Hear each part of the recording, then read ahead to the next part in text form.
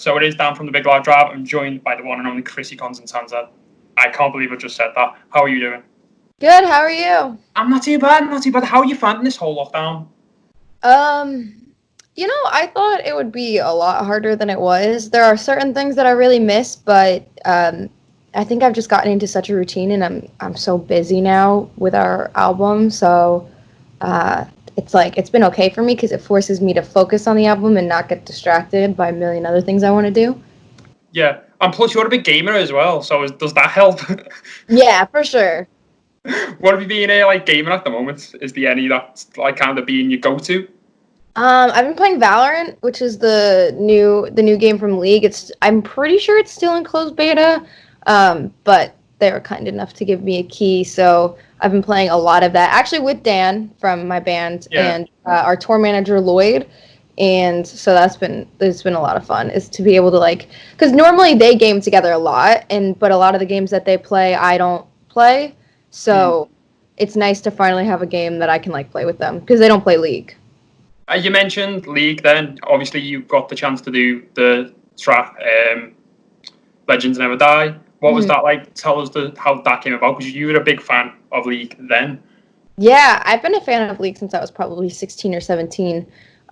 So that was really exciting. It just kind of started out by our manager at the time being like, hey, I've been in contact with Riot's music department, blah, blah, blah, blah, nothing really serious. And then it was kind of like, oh, do you guys want to cut a demo potentially for this song?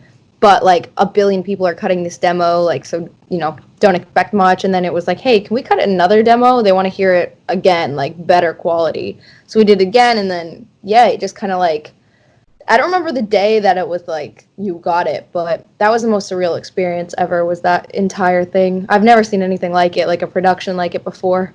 I think most people hadn't, especially with the AR Dragon and being something we've all seen CGI and shit in the movies, but not most of us are not used to seeing that kind of technology happen live. And no, through me, even now looking back at that performance, I go, whoa, that's pretty sick. And none of us really they were telling us about it for a while, but none of us really understood how it was going to happen, which is a similar experience to I just did the opening ceremony again in 2019 on my own, actually, and they were telling us about the hologram technology, and both times you're just I don't understand how this is going to work, what it's going to look like. You don't even think based on all the commotion happening behind the scenes, you're this probably isn't going to work. Everything's going to crash and burn. And then it's just the most amazing thing that anyone's ever seen in a live performance. You just mentioned you performed again solo. How did that compare to 2017? It was different because it was indoors in an arena. So an arena is considerably smaller than a stadium. Still huge, obviously, still awesome. But the stadium was definitely very intimidating. It wasn't in Beijing, it was an Olympic stadium. The stage was massive. This stage was much, there's 3 stages, but the actual where I had to walk was very simple this time, as opposed to literally walking. You had to walk downstairs last time? Yeah, I had to walk through all of Summoner's Rift, essentially, because they had made the stage appear to be Summoner's Rift. So it was, that was I was out of breath just from running everywhere. And that was my first live performance like that. And so that was crazy. I mean, I look back on that performance and I'm wow, I was so terrible then, but I've just had never done anything like that before. So this year was a lot. This past year, 2019, was considerably easier. Less stress because I'd been there before. So I was all right, I'm good now. I know what I'm doing. And it was also just, Phoenix is a much easier song to sing. It's very in this middle range where it's Legends Never Die goes from all the way here to all the way here. Yeah, builds up with Legends Never Die, because it starts, you've got the vulnerable tone at the very beginning, and then it's just this powerful song toward the end. But Phoenix is one of them. It's probably my favorite song, full stop. I absolutely love it. Even now, I'm still listening to it on loop. Honestly, it's just amazing. It makes me want to go and game now, straight away. I love that song. When I heard that track, when they sent me, I couldn't believe it when they were hey, do you want to potentially cut a demo for this year's World Song? And I was because they had never had anyone do the World's Anthem twice. Yeah, I was about to say, that's a first. Yeah, and so even though it wasn't against the current, it was just me as Chrissy, which I guess is how they kind of reconciled that. Um, it was just like, well, you cut a demo for this, and I guess it just ended up being the right fit for them. And when I heard the song, I was like, yo, this song is sick. Like, I don't know who cut the demo version that I heard, but it sounded just amazing. And I was like, holy shit, like, I really want to be part of the song. And I wasn't expecting it. I was kind of thinking, like, all right, they're having me do this just, option pool, compare and contrast, things like that. But, like, what are the odds they're going to bring me back a second time? Because I know they have so much talent vying for this position. And when they were just like, yeah, like, let's get you back to LA so we can record it for real, I was like, holy shit, like, I'm going again. It's mad as a fan, because I used to follow you guys when you were on YouTube covers, and now to see you do all this is like, does it feel like two lifetimes ago, like two separate times? Yeah, it almost feels like two bands. It almost feels like two different, like, things. I guess it's just, like, eras, because it's still the three of us, but it's just, like, our...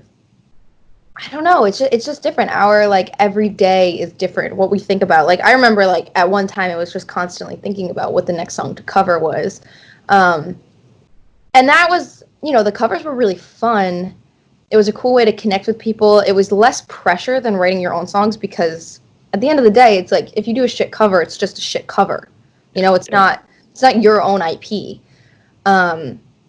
So it was less pressure, but I think it was taking away time from what we could focus on writing our own music. And that's like, that's kind of what we really wanted to do, was do our own thing. We didn't constantly want to be singing other people's songs. So it was nice to finally, like, shift over and just, we were doing both for so long. Since the beginning, it was both. And it was nice to finally just go. Yeah, and I feel like that really came through in the Past Lives album. I feel like he's came into his own songwriting there. Would you say that's fair to say? Was that the kind of moment where you went, right, we're in our element now, so writing our own stuff? Yeah, I think there was hits and misses on Past Lives for sure. But, like, there were also moments where we definitely felt that we had found a groove. I think so. Backtracking to In Our Bones, the last song we wrote for the album was Wasteland. And Wasteland was the song, we went into the session that day thinking that the album was done. And just, there was, like, one more, like, all right, let's just go in this day. If something comes out of it, cool. If not, we finished the album already. And then Wasteland came out of it. And that was the day where I was like, this is it. This is the song. This is the sound. This is the moment. And that's still, like, my favorite song to play live. I think it's my favorite against the current song.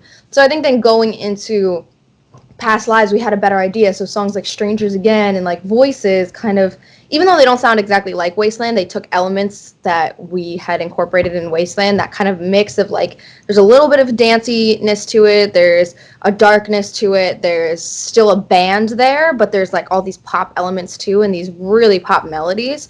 And I think we, like, kind of implemented them in songs like that. But then there's also songs where we love the songs, but they maybe aren't the future of Against the Current, like Scream. Yeah, but then I want to go back to In Our Bones stuff, because to me that's, like, timeless. Like, it's so like, it's aged well as well. Sometimes do you worry about that as an album when after you wrote it, how is this going to age? Because, like, I've watched interviews, like, done by Paul McCartney and stuff. They always go, yeah, it'll probably sound great for, like, 2-3 years, and then after that you kind of worry for how it's going to age. In Our Bones, I feel like, is just amazing. Same with Past Lives. Yeah, you always worry about that. You always worry about you want to balance what's trendy or what's new, modern, cutting edge, and in the music industry. Like, there's still kind of a time where all the pop solo artists were doing, like, this, like, no production thing, like, very a la Billie Eilish, just very minimal. I think, like, Bulo, I'm not sure how you pronounce it. It was one of the first artists that I listened to that was, like, really, I think, had that on point, where the production was so minimalistic. And that's all really cool. And I guess it's just, the challenge is always balancing those trends and what's cool and what's making songs very big and popular and feeling really good right now, balancing that with what's going to last. So if you go so far into a trend, then it's probably only going to have a very short lifespan. And that's why I think, like, a lot of the songs on In Our Bones I don't want to say timeless about my own songs. It feels super douchey to say that, but I think that's why a lot of the songs on In Our Bones, if you were to listen the day they came out or today or 5 years from now, I think you would have a hard time pinpointing what year they came out in, because I think there's a good balance in those songs on like all of the like the modern elements with also just some well-roundedness to them. And I think that's a good thing, because you listen to a song and you're like, that's 2007. Yeah. And we don't Yeah. want that. 100%. Like what when you're saying that, the first track that pops into my mind is Outsiders. Like straight away, if you heard that now and you're not against the current fan, you would automatically think, oh, this track was released in the last 12 months. Yeah. And that's probably the best compliment you could give that. But that was obviously the first album you've done a big tour with. Obviously, you've toured in the UK with the Gravity EP album. How would you say, like, your live show production has kind of changed, like the sound live?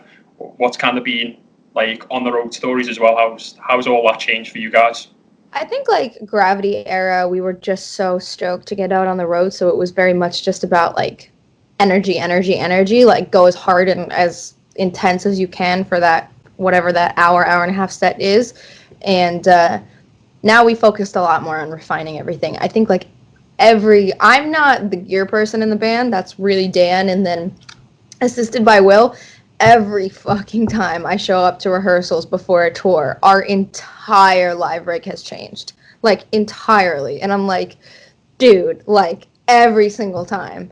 So I think it's just, we're just constantly trying to refine it and find the absolute best system and the best way of doing things. You know, at first it was just play the song, play the song, play the song, play the song.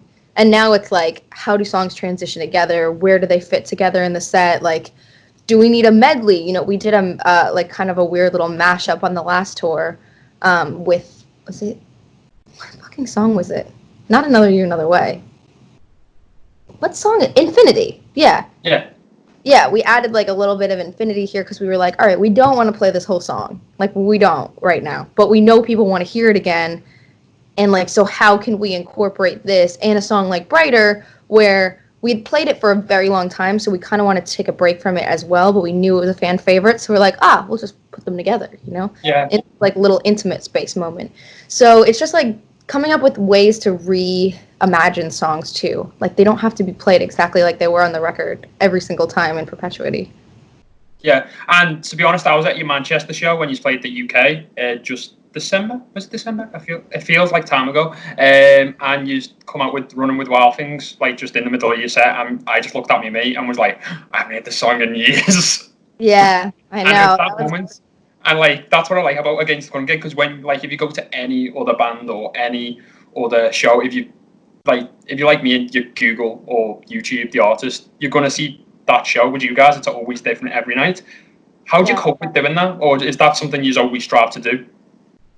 I think it's like with anything. I think anything I guess anything in life really is about balance. And for us, it was just playing the songs that we want to play, that we feel work together and make the best set, but also satiating the fans' hunger for certain songs.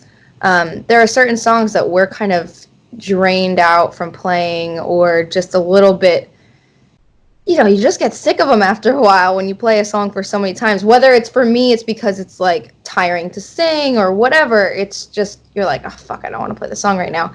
So I don't know, it's just finding that balance of like making sure everybody is as happy as they could be. You're never going to make anyone happy. Someone's always going to say after the show, why didn't you play this? Why didn't you play that? Or like, this would have been better instead of this. And you're just like, all right, you want to do it? Like, so I think it's just trying to find the best happy medium. You mentioned you're already writing new music, and I feel like that's probably the only positive, I guess, out of this situation, that artists are getting that time now because they've got nothing else to do. Go, better write that new album. What can we expect? Is there anything you can tell us that's going to be a little bit different? Is it a completely different era of Against the Current we're going to go into? I don't, it's so hard to say. Like, I hate saying it because, you know, I don't know how the final, like, when you write a song, you can write it one way, and then when you go in to record it a totally different way. So a song that was very rock can end up being very pop, and vice versa. And so it's really hard to say until we actually get into like pre-proing the album. But I think we're going for an album that has a good energy to it, a good I think a bunch of angst to it, kind of letting things out. Hopefully less, like not too much sadness on the album. I think it's more like we're looking for those very vivid emotions, like very, yeah, like angsty, angry, but also like happy and things like that. It's kind of hard to explain, I guess. I don't want to say anything prematurely and end up having people be like, well, you said it was going to be like this. Yeah, and just feel like there's pressure on it with how well Past Lives was perceived, and In Our Bones as well. Each album's just been perceived so well. I think there's pressure if you think about it. I just try not to think about it. Obviously, I know we've got to it. wrap up soon. Sorry to interrupt you there. Quickly before I forget, how was Reading Leeds Fest? Because you just played that again this year. Yeah, I love that. I spent my birthday there, so I love playing Reading and Leeds. I think it's one of my favorite festivals, if not my favorite to play. I'd sneeze. Sorry. It's all right. Yeah, I think it's like my favorite festival to play at this point. That was just, I don't know, it's just so much fun. I feel like the UK festival crowd is just like they're ready to fucking go. And like it doesn't matter rain or shine, like they're ready to go. I remember our first time playing Download when it was pouring rain and we were like, all right, no one's gonna, we started playing the first song and then all of a sudden it started pouring and we were like, oh, fuck, everyone's gonna leave. And everyone just whipped out a poncho and I don't think a single person left and we were like, this is sick. And that's why you love playing festivals in the UK because they're awesome. We used to rain like every day, so that's not going to stop us. Yeah, apparently. I think like festivals especially, but it was actually really hot at Reading and Leeds, like really hot. I remember I think at Leeds I wore leather shorts, like leather bike shorts and a long sleeve top, and I was like, this was a terrible idea. I'm like, I'm in shorts, I'll be fine. It was brutally hot. I was like, are we in the UK or are we in like fucking Florida? Quickly as well, I didn't mention this to you before we started the interview, but I met you, Dan and Will, at Manchester about 2 years ago, Past Lives, and we played a little game, Scouts Challenge. I don't know if you remember them phrases, but I'm going to put a few more to you and see if you can know what they are. Because I know you like playing games when you do interviews and stuff. Yeah, I do. It's so interesting. So this is a phrase we use in Liverpool to, like, it describes an item of clothing if we see, like, our mates wear it and we like it. So, they are sick webs then. What? They are sick webs then. They are sick webs them? Yeah. Webs? Webs. What do you reckon that mean? Why webs?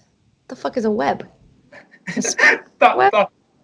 So it's like an item of clothing. It's what we would say if we like it. Like a Liverpool thing you said? Yeah. Okay. So what do you think? What item of clothing do you reckon web means? Web. Shoes? Yes, trainers. Okay, trainers. It's me. I know you kind of like these. Another one. I think I might have put this one to you last time. Let's go and get some scran. Some scran. Food. Yes. Food. I feel like you're spending more time in the UK. You're getting used to these. These are unique though. I feel like these are not UK wide. I feel like these are Liverpool. Yeah. There's so many. Or like another one is go ahead is right. We usually say that go ahead is right. It's like a phrase we use when someone does something nice, pretty much. Go ahead is right. Oh my god. Okay, right. I need like a dictionary to translate. Yeah, it's like not even like Urban Dictionary would pick up Scouse. People in Manchester that or like anywhere else in the UK don't understand the word we say. So I'm surprised you made it through this interview pretty much to be able to understand my questions. No, you're doing good. You did great. You didn't use any weird words in the questions. Yeah, that's pretty much a first. But another question I definitely kind of want to ask you is, how far is kind of the new album at this minute in time? Is it just like very beginning, early stages? We're like in the writing process. We're trying to wait it out a little longer to see what it's going to be like for recording. We're prepared to get ourselves rigged up. So right now I'm rigged up to basically make like great sounding demos. But if I'm going to actually record the album here, we're going to have to get some more shit in my room. So we're prepared for that. We're just trying to wait it out a little longer to see if, things clear up a little bit, ease up, and Maybe we can go into the studio if it's just us and the producer in that room for a month or whatever it is, no one else in or out type thing. We're waiting to see because I think we could do pretty much everything, I think, remotely except for drums. That's the only thing that we need to get in a room for, obviously. Quickly, before I forget as well, you vocaled Me Too as well in Hero Academia. Mm-hmm. How did that come about, and are you a big anime fan? Yeah, I think that came through our Japanese label, and I don't follow specific animes, but I watch different animes, and obviously I'm learning Japanese. I love like being in Japan. I love Japanese culture. So I was really excited about that because I was just like, it's the same thing with like, the same kind of vibe with League of Legends. It just like being able to use music as a vehicle to participate in something I'm really passionate about. Was just super dope for me. So I think like Japanese media is really fucking cool. Like their variety shows, anime, things like that, very different than like US mainstream media and UK mainstream media. So to be able to be a part of that in a very tangible way was really, really exciting for me. And I hope next time I go, I can sing a song in Japanese. Oh my god, that would be amazing. That would absolutely be amazing. Is there anything you missed from the UK when in the US? Last time you mentioned Primark is your main like thing you miss. I love Primark. I think, you know what? I don't know. This is very hit or miss with people. Weatherspoons. I love spoons. Yeah, spoons. That's a Scousers phrase as well. We always say spoons. Yeah, I love spoons. Like, we try and find spoons wherever we are. I think I just miss, like, the little pubs and shit like that. Like, if you go to, like, a crappy bar here, it's just bad and there's no personality to back it up. But if you go to, like, a little dive bar in the UK, it's like, at least the building's like 3,000 fucking years old, and it's got cool brick and shit. And it's like here, it's just the only history there is like a lot of drunk girls throwing up in the bathroom that was built like 10 years ago. Yeah, we've got so many scatty dark bars just in Liverpool alone. It's ridiculous. But cool, like they have cool vibes and personalities to them, and like I miss that. Like I love like the architecture and the personality. And quickly, I thought it'll be a nice thing to do during this, like to wrap up the interview pretty much, is for you to have your message to against the current fans who are stuck in the homes right now here in the UK. What would you say to them? I say to just take it easy on yourself. It fucking sucks on everybody, so don't feel like you have to solve world peace in your time at home. If you want to pick up a new skill, that's cool, and if not, don't worry about it. Just do whatever it is that keeps you in a centered mental place. For some people, that's doing literally everything, like me, taking on way too many hobbies, but for some people, it's chilling out, and that's totally cool too. Do what's good for you, not what's good for everybody else. What has been your hobbies you've been picking up? Dude, I'm baking so much. I already loved baking. I got like a bike, so I've been cycling my fucking toes off. Like I'm trying to I did like 100 miles in 2 weeks, like right off the bat, because I broke my foot and I couldn't run anymore. And my foot's better now. What? It's like a stress fracture, so it's just because I used to run on a treadmill and then I went to running outside and I thought I could just run a marathon the first day I did that, and my foot was just like, yeah, no. So I got a stress fracture in my fifth metatarsal. It feels a little better now, but every time I run, it starts hurting again, so I'm trying not to run. And I've been recording a lot. I've been really focused on studying my Japanese, like really focused, and then I've been gaming like crazy, and I've also just been cleaning like a lunatic. So, like, I've started I don't know, like I thought about ironing my sheets the other day, and that's when I know I was getting too far and suddenly becoming a housewife from the 50s. So it's like, all right, you need to get out of the house. Yeah, just didn't you injure yourself yesterday? I saw on you, like. Yeah, I hosted like a little Mother's Day brunch type thing because, obviously I couldn't take my mom out, so I wanted to make it feel special at home. And I tried making creme brulee, and I was like broiling the sugar to make it like the hard crust on top, and my stupid ass was like, let me touch it to see if it's set yet. And this is like broiling, not boiling, broiling hot sugar. And I poke it, and immediately, I was like, they're going to have to amputate it. It's gone. It's gone. So it hurt so bad. Another thing I ask people before I let them go is if they know any bad jokes. What's the worst bad joke you know? Oh, God, this one's so bad. It's like, it's not even funny, but what's brown and sticky? Don't know what is brown and sticky. A stick. It's like horrible. Someone said it to me in high school, and for some reason, it's the only joke that's ever stuck in my head. Like, I don't remember a single other joke that's ever been told to me in my entire life. I can't. I gotta get a new one prepped for these kind of situations. Yeah, I'm trying to think of the one I use. I usually have like a go-to one for people because people just put me on the spot because I say these on air quite a lot. So what do you call security guards working outside Samsung shops? I don't know what. Guardians of the Galaxy. That's sick. That's cute. I like that one. You can have that one. You can use it. God, wow. I gotta get all my shit. I'm talking about fucking sticks. I will message you so you don't forget, don't you worry. But thank you for joining us on the show.